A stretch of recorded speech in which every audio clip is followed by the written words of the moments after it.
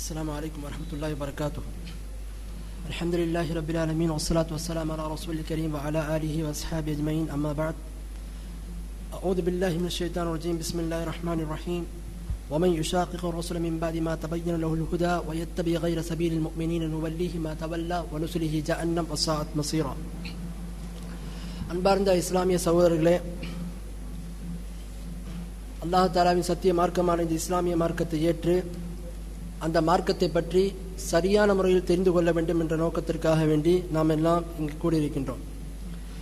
இந்த நேரத்தில் நான் உங்கள் முன்பு குர்ஆன் சுன்னாவை சஹாபாக்கள் சலஃபுகளின் புரிதலின் அடிப்படையில் அவர்கள் விளங்கியது போல் விளங்க வேண்டும் என்ற தலைப்பிலே ஒரு சில விஷயங்களை பற்றி கூற கடமைப்பட்டுள்ளேன்.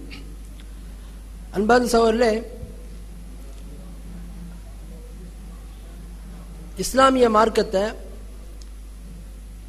அதில் இருக்கக்கூடிய அடிப்படை ஆதாரமான குர்ஆனையும் சுன்னாவையும் எப்படி விளங்க வேண்டும் அப்படின்ற விஷயத்தில் சமீப காலத்தில் ஒரு பெரிய சர்ச்சை இருக்கு. எப்படி குர்ஆன் சுன்னாவை என்ன செய்யணும், குர்ஆன் சுன்னாவை மட்டும் என்ன செய்யலாம், ஒவ்வொருத்தவரும் விளங்கிக் கொள்ளலாம்.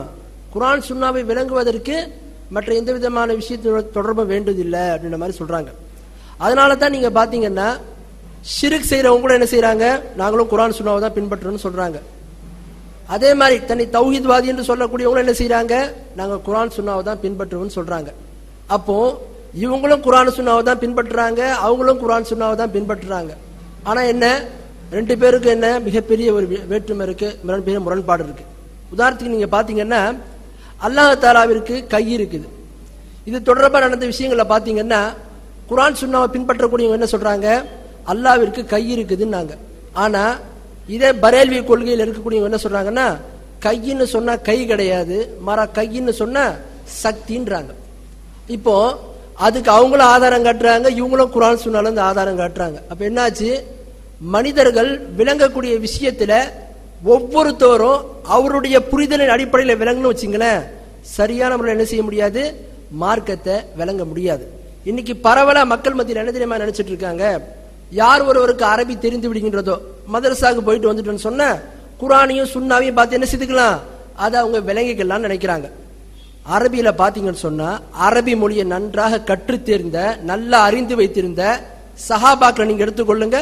அல்லாஹ் தஆலா குர்ஆன்ல சூரா அன்ஆம் என்று சொல்லக்கூடிய 6வது அத்தியாயத்துல 82வது வசனத்தை அல்லாஹ் தஆலா சொல்றான். என்னன்னு சொல்லி, அல்லதீன ஆமனு வலம் யல்பிசு ஈமானுஹும் பிதுல்மின் உலாயிக லஹுமுல் அம்ன் வஹும் முஹ்ததூன் என்று சொல்லி அல்லாஹ் தஆலா வசனம் சொல்றான்.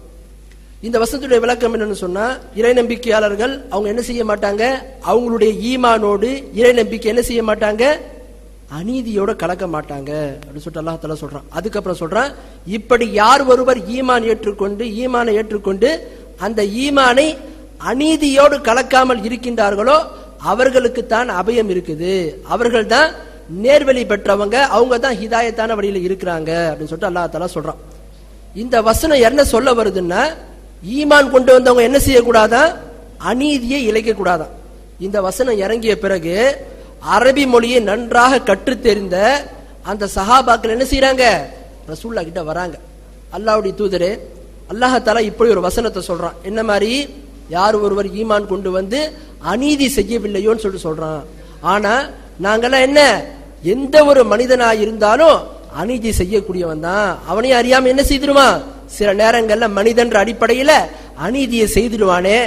ஆக அநீதியை செய்யாம இருப்பவர்கள் தான் அபயம் பெற முடியும், அவங்க தான் நேர்வழியில இருக்க முடியும்னு அல்லாஹ் சொல்றான். ஆக நாங்க எப்படி இருக்க முடியும் அப்படின்னு சொல்லி கேட்கிறாங்க.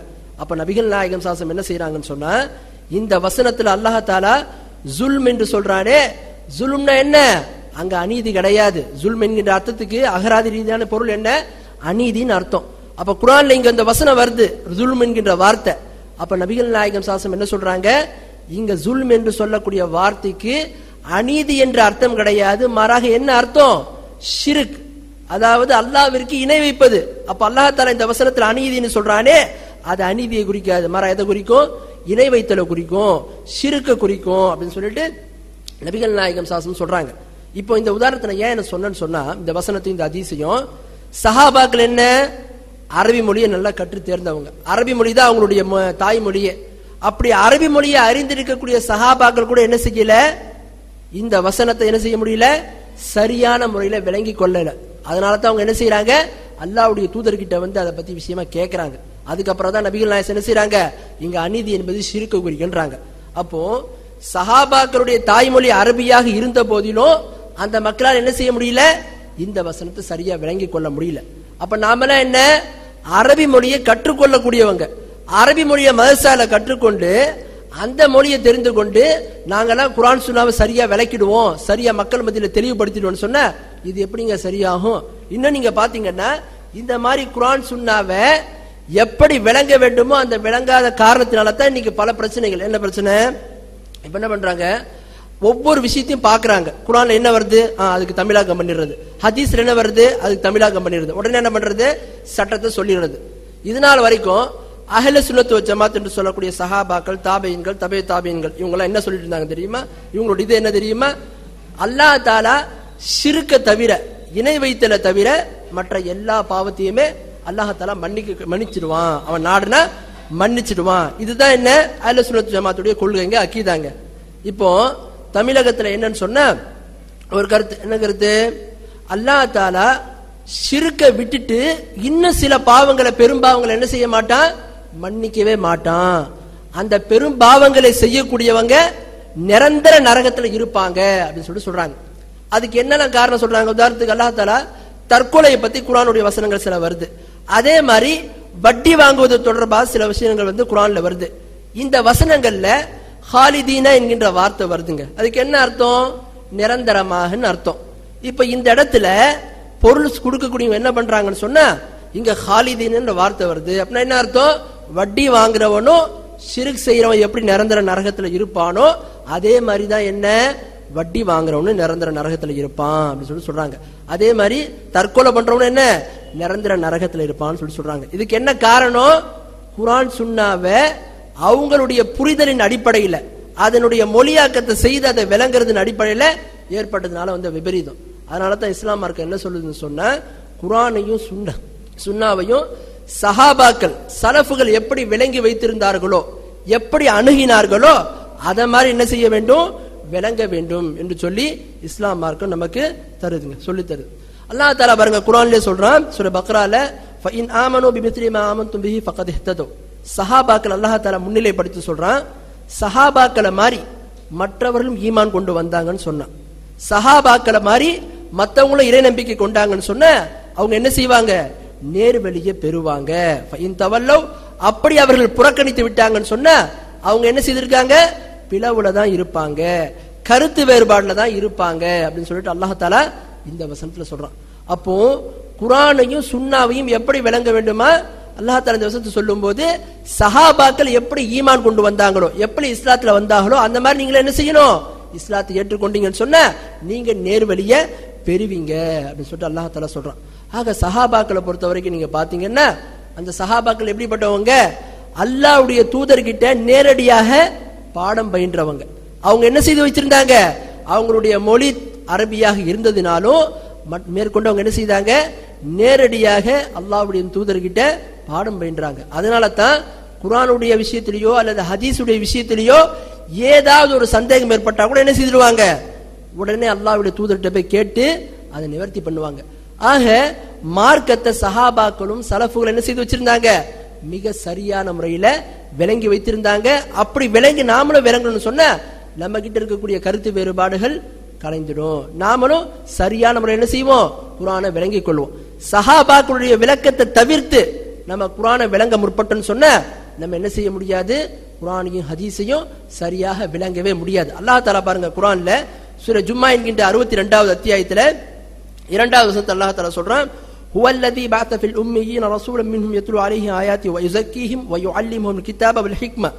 அல்லாஹ் தஆலா இந்த வசனத்தை சொல்றான், அல்லாஹ் நபிகள் நாயகம் ஸல்லல்லாஹு அலைஹி வஸல்லம் அவர்களே அந்த அரபுலக மக்கள் உம்மியாக இருக்கிறாங்க பாத்தீங்களா, அப்படிப்பட்ட சமுதாயத்திலிருந்து அல்லாஹ்வுடைய தூதர் நபிகள் நாயகம் ஸல்லல்லாஹு அலைஹி வஸல்லம் அல்லாஹ் என்ன செய்தான், நபியாக தேர்ந்தெடுத்தான். அவங்க என்ன பண்றாங்க, அந்த மக்கள் மத்தியில அல்லாஹ்வுடைய வசனங்களை ஓதி காட்டுகின்றார்கள், வ யுஸக்கீஹிம் அவர்களை தூய்மைப்படுத்துகின்றார்கள். அதுக்கப்புறம் அல்லாஹ் தஆலா சொல்றான், வ யுஅல்லிமுஹுல் கிதாப வல் ஹிக்ம இந்த நபி என்ன செய்றாங்க, அந்த மக்களுக்கு, அந்த அரபுலக மக்களுக்கு, தன் சமூக மக்களுக்கு கிதாப் என்று சொல்லக்கூடிய வேதத்தையும் ஹிக்மா என்று சொல்லக்கூடிய ஹதீஸையும் வழிமுறையும் சுன்னாவையும் அவங்களுக்கு தெளிவுபடுத்துறாங்க அப்படின்னு சொல்லிட்டு அல்லாஹ் தஆலா இந்த வசனத்துல சொல்றான். அப்போ அல்லாஹ் இந்த வசனத்தை என்ன சொல்ல வரான்னு சொன்னா, நபிகள் நாயகம் ஸல்லல்லாஹு அலைஹி வஸல்லம் அவர்கள் என்ன பண்ணிருக்கிறாங்க, அன்று அவர்களோடு வாழ்ந்த அந்த சஹாபாக்களுக்கு இந்த குர்ஆனையும் சுன்னாவையும் தெளிவுபடுத்தி தந்திருக்கின்றார்கள் என்று சொல்லி அழகா அல்லாஹ் தஆலா இந்த வசனத்துல சொல்றான்.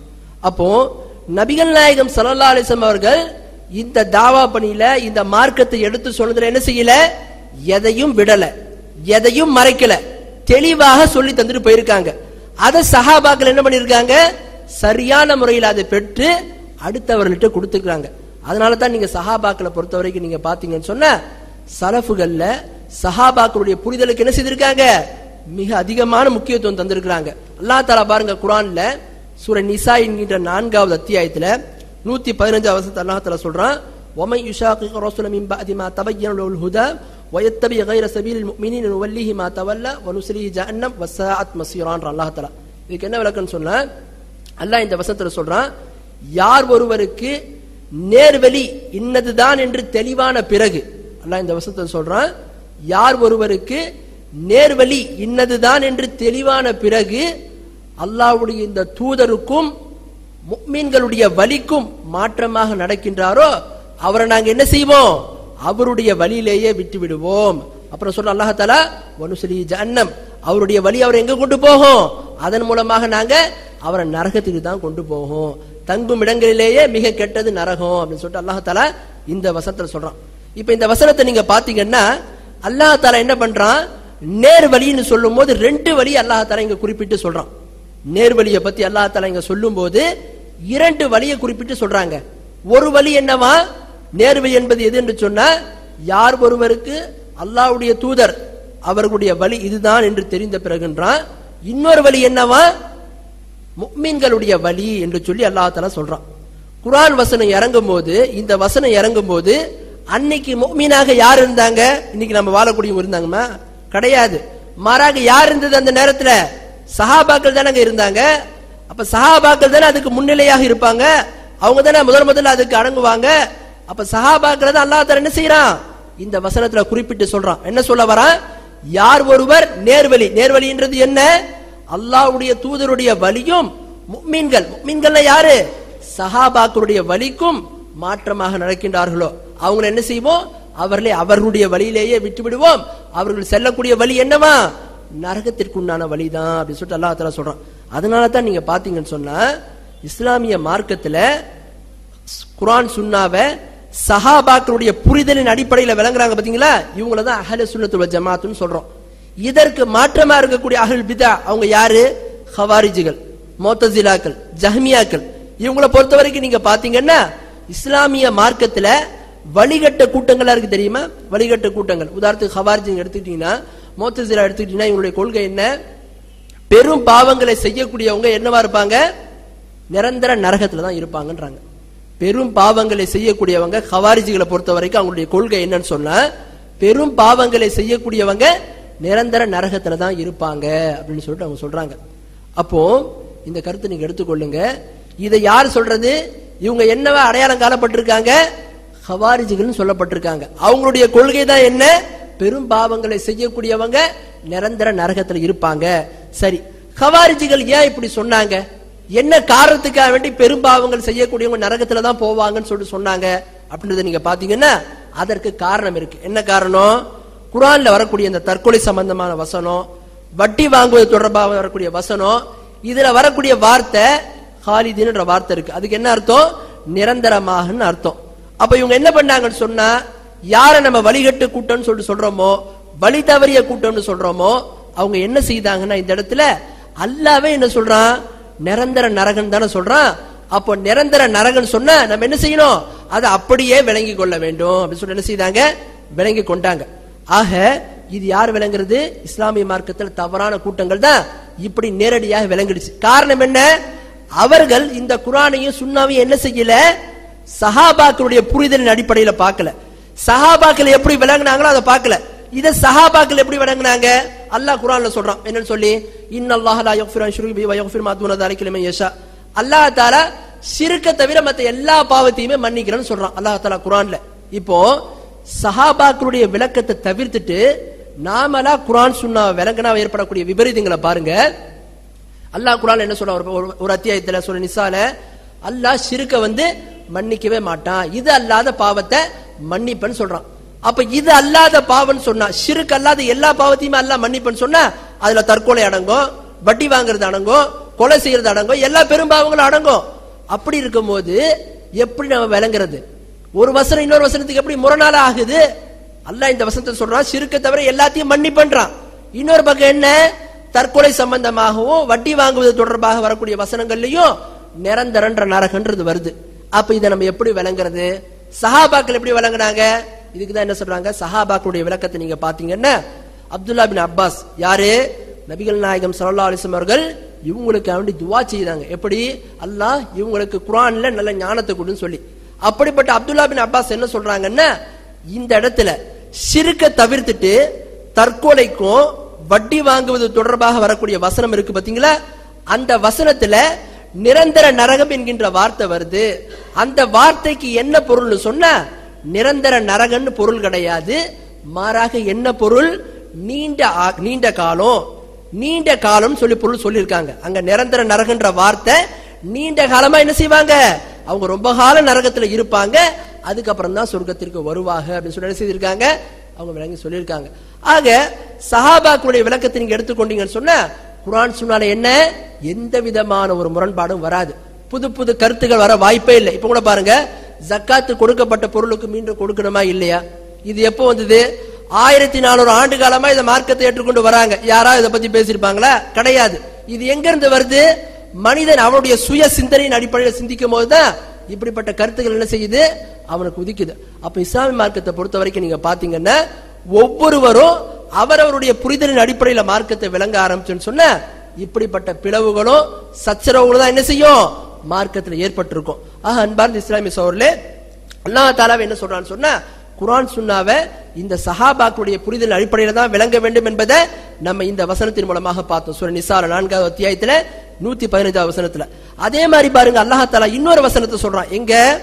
சூரா தௌபா என்கின்ற 9வது அத்தியாயத்துல 100வது வசனத்தை அல்லாஹ் தஆலா சொல்றான், والسابقون الأولون من المهاجرين والأنصار والذين اتبعوهم بإحسان رضي الله عنهم ورضوا عنه وأعد لهم جنات تجري تحت الأنهار خالدين فيها أبدا ذلك الفوز العظيم.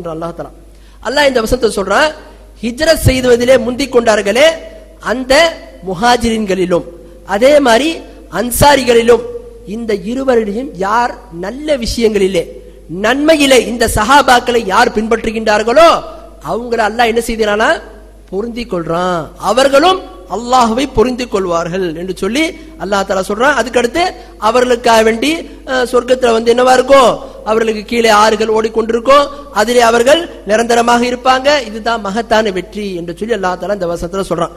அப்ப இந்த வசனத்துல என்ன சொல்லப்படுது, யார் ஒருவர் ஹிஜ்ரத்திலே முந்திக் கொண்ட அந்த சஹாபாக்களையோ அன்சாரிகளையோ பின்பற்றுகின்றார்களோ, எதுல நன்மையான விஷயங்களிலே யார் பின்பற்றுகின்றார்களோ அவங்கள அல்லாஹ் என்ன செய்யறானா பொருந்திக் கொள்றானா. இப்போ இந்த வசனத்துக்கு தஃப்சீர் செய்யக்கூடிய பல மார்க்கறிஞர்கள் என்ன தஃப்சீர் செய்திருக்கிறாங்கன்னா, அப்போ இஸ்லாமிய மார்க்கத்தை என்ன செய்யணும், குர்ஆன் சுன்னாவை சஹாபாக்களுடைய சலஃபுகளுடைய புரிதலின் அடிப்படையில விளங்க வேண்டும் என்று சொல்லி இதுக்கு தஃப்சீர் செய்திருக்காங்க. இப்போ இதுல இந்த ஆயத்துக்கு என்ன மாதிரி மறுக்கப்படுதுன்னு சொன்னா, அதாவது சஹாபாக்களுடைய விளக்கத்தை ஏற்றுக்கொள்ள கூடாது, மனிதருடைய விளக்கத்தை ஏற்றுக்கொள்ளணும், எங்களுடைய விளக்கத்தை ஏற்றுக்கொள்ள சொல்லக்கூடிய ஆலிம்கள் இந்த வசனத்துக்கு என்ன விளக்கம் சொல்றாங்கன்னா, இந்த வசனத்தை அல்லாஹ் என்ன வாக்கியத்தை பயன்படுத்துறான், வல்லதீன தபஊஹும் பிஹ்சான், அதாவது யார் ஒருவர் நன்மையான காரியங்களிலே பின்பற்றினார்களோ. இந்த வசனத்துல அல்லாஹ் தஆலா பாஸ்ட் டென்ஸ் சொல்லக்கூடிய கடந்த காலத்தை பத்தி, அரபில மாதின்னு சொல்லுவாங்க, கடந்த காலத்தை பத்தி தான் சொல்றான். ஆக இது என்ன செய்யப்படாது, எதிர்காலத்தை குறிக்காது. ஆக இதுல இருந்து என்ன செய்ய முடியாது, சஹாபாக்களுடைய புரிதலை நம்ம ஏற்றுக்கொள்ளுன்ற அவசியம் இதுல இருந்து வராது, இதுல இருந்து சட்டத்தை எடுக்க முடியாது அப்படின்ற மாதிரி சொல்றாங்க. பொதுவா நீங்க பாத்தீங்கன்னா அரபியில ஒரு காயிதா இருக்கு, ஒரு விதி இருக்கு. என்ன விதி? மாதின்னு சொல்லி, அதாவது கடந்த காலத்தினுடைய ஒரு பதத்தை சொல்லி எதிர்காலத்தினுடைய பொருளை எடுப்பாங்க. உதாரணத்துக்கு நீங்க பாத்தீங்கன்னா அல்லாஹ் தஆலா குர்ஆன்லயே சொல்றான். சூரா நஹல் என்று சொல்லக்கூடிய 16வது அத்தியாயத்துல முதல் வசனத்துல அல்லாஹ் தஆலா சொல்றான், அத்தா அம்ருல்லாஹி ஃபலா தஸ்தஜிலூஹுன்றான். அதாவது அல்லாஹ்வுடைய அந்த நாள், அதாவது அல்லாஹ்வுடைய கட்டளை, அந்த கியாமத் நாள் வந்து விட்டது, நீங்க அவசரப்படாதீங்கன்ற அல்லாஹ் தஆலா. அல்லாஹ் இந்த வசனத்துல என்ன சொல்றான்? கியாமத் நாள் வந்து விட்டது, நீங்கள் அவசரப்படாதீங்கன்றான்.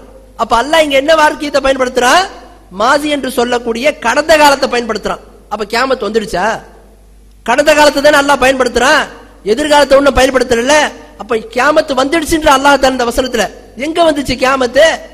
அப்ப அரபியில ஒரு விதி இருக்குது. என்ன விதி? அரபியில கடந்த காலம் என்று சொல்லக்கூடிய மாசியை பத்தி ஒன்னு சொல்லப்பட்டு என்ன செய்யப்படும்? எதிர்காலத்தை குறிக்கும். எதுக்காக வேண்டி? அல்லாஹ் தஆலா சில இடங்கள்ல குர்ஆன்லயும் ஹதீஸ்ல இந்த மாதிரி பல உதாரணங்கள் இருக்கு.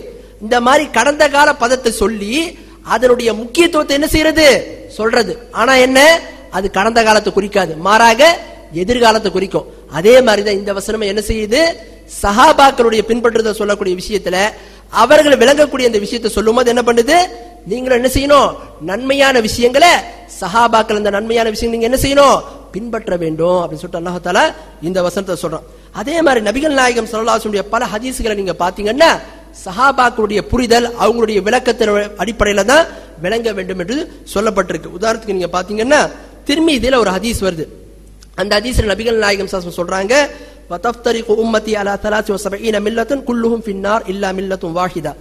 என்னுடைய உம்மத் என்ன செய்யப்படும்? 73 கூட்டமாக பிரியும். நபிகள் நாயகம் ஸல்லல்லாஹு அலைஹி வஸல்லம் முன்னறிவிப்பு செய்றாங்க, என்னுடைய உம்மத்து 73 கூட்டமாக பிரியும். அதுல எல்லாமே என்ன? நரகத்திற்கு தான் போகும். ஆனா ஒரே ஒரு கூட்டம் தான் சொர்க்கத்துக்கு போகும் அப்படின்னு சொல்லிட்டு நபிகள் நாயகம் ஸல்லல்லாஹு அலைஹி வஸல்லம் சொல்றாங்க. உடனே சஹாபாக்கள் கேட்கிறாங்க, அல்லாஹ்வுடைய தூதரே, அந்த ஒரு கூட்டம் எது அப்படின்னு சொல்லும்போது நபிகள் நாயகம் ஸல்லல்லாஹு அலைஹி வஸல்லம் சொல்றாங்க, மா அன அலைஹி வஸ்ஹாபி, நானும் எனது சஹாபாக்களும் எதன் மீது இருக்கின்றோமோ அதிலே இருப்பவர் தான் அந்த ஒரு கூட்டத்தார்கள் அப்படின்னு சொல்லி நபிகள் நாயகம் சொல்றாங்க. அப்ப இந்த ஹதீஸ்ல நபிகள் நாயகம் என்ன முன்னறிவிப்பு செய்யறாங்கன்னு சொன்னா, வெற்றி பெறக்கூடிய கூட்டம் யாருன்னு சொன்ன, அந்த சொர்க்கத்திற்கு போகக்கூடிய அந்த ஒரு கூட்டம் யாருன்னு சொன்ன, யார் ஒருவர் நபிகள் நாயகம் ஸல்லல்லாஹு அலைஹி வஸல்லம் அவர்களும் சஹாபாக்களும் இருக்கக்கூடிய அந்த தீனை எப்படி அவங்க விளங்கி வைத்திருந்தார்களோ, எப்படி அவங்க செயல்படுத்தினாங்களோ அந்த முறையில இருக்கக்கூடியவங்க தான் என்னவா இருப்பாங்களா? அந்த ஒரு கூட்டத்தை சார்ந்தவங்க அப்படின்னு சொல்லிட்டு நபிகள் நாயகம் ஸல்லல்லாஹு அலைஹி வஸல்லம் சொல்றாங்க. இதற்கு மறுப்பு சொல்லக்கூடியவங்க கூட இன்னைக்கு என்ன செய்யறாங்கன்னா, ஹதீஸ்ல என்ன வந்திருக்குது? மா அன அலைஹில் யௌம வஸ்ஹாபி, இன்றைய தினத்துல நானும் எனது சஹாபாக்களும் எதன் மீது இருக்கின்றோமோ அதன் மீது தான் அர்த்தம். ஆக அன்னைக்கு தான் ரசூலுல்லாஹ் சொன்னாங்க, தவிர அதுக்கப்புறம் கிடையாது அப்படின்ற மாதிரி சொல்றாங்க. இது என்ன? சரியான முறையில மார்க்கத்தை விளங்காதனால வந்த விபரீதம். ஹதீஸை பொறுத்த வரைக்கும் நீங்க பாத்தீங்கன்னா சஹாபாக்கள், தாபியீன்கள், தபே தாபியீன்கள், இந்த மாதிரி ஒருத்தவங்க கிட்ட இருந்து ஹதீஸை அறிவிக்கக்கூடியவங்க பல பேர் இருப்பாங்க. உதாரணத்துக்கு ஒரு சஹாபி கிட்ட இருந்து 4 பேர் 7 பேர் என்ன செய்வாங்க? ஒரு ஹதீஸை அறிவிப்பாங்க. ஆனா என்ன, கருத்து எல்லாம் ஒன்னாதான் இருக்கும், வார்த்தை தான் கொஞ்சம் மாறி இருக்கும், கருத்து ஒரே மாதிரி தான் இருக்கும். அப்ப இந்த ஹதீஸை நீங்க பாத்தீங்கன்னா, இந்த ஹதீஸை அனஸ் ரலியல்லாஹு அன்ஹு அவர்கள்ட்ட இருந்து 7 பேர் 7 அறிவிப்பு தொடர் வருது, 7 இது வருது. அந்த 7 அறிவிப்பாளர் தொடர்லையும் பாத்தீங்கன்னு சொன்ன இந்த மாதிரி ரிவாயத் பில் மானான்னு சொல்லுவாங்க. அதாவது கருத்து எல்லாமே ஒன்றாகத்தான் இருக்குது, வார்த்தை மட்டும்தான் வித்தியாசமாக இருக்குது. அப்ப இந்த ஹதீஸ்ல நபிகள் என்ன சொல்றாங்கன்னு சொன்ன, யார் ஒருவர் நானும் எனது சஹாபாக்களும் எதன் மீது இருக்கின்றோமோ, எப்படி இருக்கின்றோமோ அந்த முறையில மார்க்கத்தை செயல்படுத்துறவரு, அந்த முறையில மார்க்கத்தை விளங்குறவரு, அவர் தான் அந்த ஒரு கூட்டத்தை சேர்ந்தவர் அப்படின்னு சொல்லிட்டு நபிகள் நாயகம் ஸல்லல்லாஹு அலைஹி வஸல்லம் இந்த ஹதீஸ் சொல்றாங்க. இது சரியான ஹதீஸ். அதே மாதிரி இன்னொரு ஹதீஸ் அபூதாவுதுல வந்திருக்குது. நபிகள் நாயகம் ஸல்லல்லாஹு சொல்றாங்க என்ன சொல்லி, ஃபஅலைக்கும் பிசுன்னதி வ சுன்னத்தில் குலஃபாஇர் ராஷிதீன் அல் மஹ்தியீன் தமஸ்ஸகு பிஹி வ அது அலைஹா பின் நவாஜிஸ்ன்றாங்க. நபிகள் நாயகம் ஸல்லல்லாஹு இந்த ஹதீஸ்ல சொல்றாங்க, நீங்க என்ன செய்யுங்க, என்னுடைய சுன்னத்தையும் எனது குலஃபாய் ராஷிதீன், அதாவது என்னுடைய கலீஃபாக்கள், அந்த 4 கலீஃபாக்களுடைய சுன்னத்தை நீங்க என்ன செய்யுங்க, பின்பற்றுங்க. நபிகள் நாயகம் சொல்றாங்க, அது அலைஹா பின் நவாஜிஸ், அவங்களோட என்னுடைய சுன்னத்தையும் அந்த கலீஃபாக்களுடைய சுன்னத்தை நீங்க என்ன செய்யுங்க, உங்களுடைய கடிவாளத்தை, உங்களுடைய பற்களால் நீங்க கடிவாளத்து மாதிரி கடித்துக் கொள்ளுங்கன்றான். கடித்துக் கொள்ளுங்கன்னு சொல்லிட்டு நபிகள் நாயகம் ஸல்லல்லாஹு என்ன செய்யறாங்க, விளக்கி சொல்றாங்க. அப்போ நபிகள் நாயகம் ஸல்லல்லாஹு சுன்னத்தையும் சஹாபாக்கள், அதாவது குலஃபாய் ராஷிதீன் என்று சொல்லக்கூடிய அந்த கலீஃபாக்களுடைய சுன்னத்தை நம்ம என்ன செய்யணுமா, கடிவாள பற்களால கடித்துக் கொள்ள வேண்டும் என்று சொல்லி நபிகள் நாயகம் ஸல்லல்லாஹு அலைஹி அவர்கள் இந்த ஹதீஸ்ல சொல்றாங்க. அப்ப இந்த ஹதீஸை கூட நீங்க பாத்தீங்கன்னா நபிகள் நாயகம் என்ன செய்யறாங்க, அது அலைஹான்றாங்க. அரபியில ஒருமைக்குன்னு ஒரு வார்த்தை இருக்கு, இருமைக்குன்னு ஒரு வார்த்தை இருக்கு, பன்மைக்குன்னு ஒரு வார்த்தை இருக்கு. தமிழ்ல பொறுத்த வரைக்கும் ஒருமை பன்மை தான், இருமென்ற வார்த்தை குறிக்க வார்த்தை இல்ல. அரபியில பாத்தீங்கன்னா இந்த இடத்துல என்ன செய்யறாங்க, நபிகள் நாயகம் ஸல்லல்லாஹு அலைஹி வஸல்லம் அவர்கள் அத்து அலைஹான்றாங்க. ரெண்டு சுன்னத்தை பத்தி ரசூலுல்லாஹ் சொல்றாங்க. ஒன்னு என்ன, தன்னுடைய சுன்னத்தை பத்தியும் சஹாபாக்கள் கலீஃபாக்களுடைய சுன்னத்தை பத்தியும் சொல்றாங்க, அவங்களுடைய வழிமுறையை பத்தியும் சொல்றாங்க. அப்போ ரெண்டு சுன்னத்துமே வேற வேறன்னா ரசூலுல்லாஹ் என்ன பண்ணிருக்கணும், அத்து அலைஹிமான்னு சொல்லிருக்கணும், இந்த ரெண்டு சுன்னத்தையும் பின்பற்றுங்கன்னு. ஆனா ரசூலுல்லாஹ் என்ன பண்றாங்க, ரெண்டு சுன்னத்தை சொல்லிட்டு ஒரே பதத்தை குறிக்கக்கூடிய அத்து அலைஹா, ஒரே பதத்தை குறிக்கக்கூடிய வார்த்தையை சொல்றாங்க. எதுக்காக வேண்டி சொல்றாங்கன்னா, ரெண்டு சுன்னத்துல என்ன எந்த விதமான மாற்றமும் கிடையாது. ரசூலுல்லாஹ் எப்படி சொன்னாங்களோ மார்க்கத்தை, அது சஹாபாக்கள் என்ன செய்தாங்க, விளங்கி வைத்திருந்தாங்க. சஹாபாக்கள் என்ன செய்யல, அதுல எந்த விதமான ஒரு மாற்றத்தையும் கொண்டு வரல அப்படின்றத நம்ம இந்த ஹதீஸின் மூலமாக என்ன செய்யலாம், விளங்கிக் கொள்ளலாம். ஆக அன்பார்ந்த இஸ்லாமிய சகோதரர்களே, இன்னும் நீங்க பாத்தீங்கன்னா சஹாபாக்களுடைய புரிதலின் அடிப்படையில தான் மார்க்கத்தை விளங்க வேண்டும் என்பது இன்னைக்கு நேத்து வந்தது கிடையாது. மாறாக இது நபிகள் நாயகம் சாஸ்மன் பாடம் பயின்ற அந்த சஹாபாக்கள் காலத்திலிருந்து என்ன இருக்குது, இந்த கருத்து இருக்கு. அதனால தான் நீங்க பாத்தீங்கன்னா ஹதீஸ்ல நீங்க எடுத்துக்கொண்டீங்கன்னா ஹதீஸ் கிரந்தங்கள்ல பாருங்க, ஹதீஸ் மட்டும் இருக்காது. ஹதீஸ்னா என்ன, ரசூலுல்லாஹ்வுடைய சொல் செயல் அங்கீகாரம் இது மட்டும் இருக்காது. மாறாக ஹதீஸ்களை நீங்க பாத்தீங்கன்னா அசர் என்று சொல்லக்கூடிய சஹாபாக்களுடைய அவங்களுடைய கருத்து கூட இருக்கும். உதாரணத்துக்கு நீங்க பாத்தீங்கன்னா புகாரில ஒரு பாப் வருது. என்ன பாபு, யாராவது ஒருவர் ஈது தொழுகையை தவறு விட்டாங்கன்னு சொன்னா அவங்க என்ன செய்யட்டும், 2 ரக்காத்துகள் சுன்னத்தை தொழுதுகிட்டோம். யாராவது ஈது தொழுகையை தவறு விட்டாங்கன்னு சொன்னா அவங்க 2 ரக்காத்து சுன்னத்து தொழுதுகிட்டோம் அப்படின்னு சொல்லக்கூடிய ஒரு பாப் இருக்குது, ஒரு பாடம் இருக்குது புகாரில. இது கீழே ஏதாவது இமாம் புகாரி ஹதீஸ கொண்டு வராங்களான்னா ஹதீஸ் எதுவும் கொண்டு வரல. எதை கொண்டு வராங்க, சஹாபாக்களுடைய அந்த கருத்தை கொண்டு வராங்க. அனஸ் ரலியல்லாஹு அன்ஹு என்ன பண்ணாங்க, அவங்களுடைய குடும்பத்தார்கள் எல்லாம் சேர்ந்து ஜாவியா என்கின்ற ஒரு இடத்துல தொலை வைத்திருக்கிறாங்க. அத்தா என்று சொல்லக்கூடிய ஒரு தாபி என்ன பண்ணிருக்கிறாங்க, சொல்றாங்க யார் ஒருவர் ஈது தொழுகை கிடைக்கலையோ அவங்க 2 ரக்காத்து தொழுது கொள்ளட்டும் அப்படின்னு சொல்லியிருக்காங்க. ஆக ஏன் இவங்க இப்படி ஒரு கருத்தை கொண்டு வராங்க, சஹாபாக்களுடைய வழியில தேவையில்லை, மார்க்கத்தை அப்படியே விளங்கி கொள்ள வேண்டும் சொன்ன ஹதீஸ்களை வல்லுநர்கள் ஏன் இப்படிப்பட்ட பாடத்தெல்லாம் கொண்டு வரணும், ஏன் சஹாபாக்களுடைய அசரெல்லாம் வந்து அவங்க இடம்பெற செய்யணும். அப்ப இதுல நீங்க பாத்தீங்கன்னு சொன்ன மார்க்கத்தை காலங்காலமாக எப்படி விளங்கப்பட்டு வருது, சஹாபாக்கள் எந்த முறையில விளங்கினாங்களோ அந்த முறையில விளங்க வேண்டும் என்பதைத்தான் இதனால் வரைக்கும் அஹ்லு சுன்னத் வல் ஜமாத் என்று சொல்லக்கூடியவங்க அதை அப்படியே பின்பற்றி கொண்டு வராங்க. ஆனா சில பிதாத்துகள், குழப்பவாதிகள், நவீனவாதிகள் என்ன பண்றாங்கன்னா இப்படிப்பட்ட கருத்துக்களை எல்லாம் உதாசீனப்படுத்தி விட்டு அவங்க என்ன செய்யறாங்க, அவங்களுடைய விளக்கத்தின் வந்து அடிப்படையில நாளொன்னுக்கு ஒவ்வொரு ஃபித்னாவையும் ஒவ்வொரு குழப்பத்தையும் என்ன செய்யறாங்க, மக்கள் மத்தியில பரப்பி கொண்டிருக்காங்க. ஆக நேரமும் அதிகமாயிட்டது. மிக்க அல்லாஹ்வுடைய நடிகார்களே, இந்த குர்ஆனையும் சுன்னாவையும் வந்து ஒரு மனிதன் அவருடைய புரிதலின் அடிப்படையில் விளங்கும் போது இப்படிப்பட்ட பல பிரச்சனைகள் ஏற்படும். அவன் சரியாகவே குர்ஆன் சுன்னாவை விளங்கவே முடியாது. ஆக குர்ஆன் சுன்னாவை சஹாபாக்களுடைய புரிதலின் அடிப்படையில் விளங்கும் போதுதான் ஒரு மனிதன் சரியான முறையிலே மார்க்கத்தை விளங்கிக் கொள்ள முடியும். ஆக அப்படிப்பட்ட முறையிலே நம் அனைவரையும் விளங்கக்கூடியவர்களாக அல்லாஹ் அருள் புரிவானா என்று சொல்லி எனது உரையை முடித்துக் கொள்கின்றேன். வாஹிரு தஅவானா அல்ஹம்துலில்லாஹி ரப்பில் ஆலமீன்.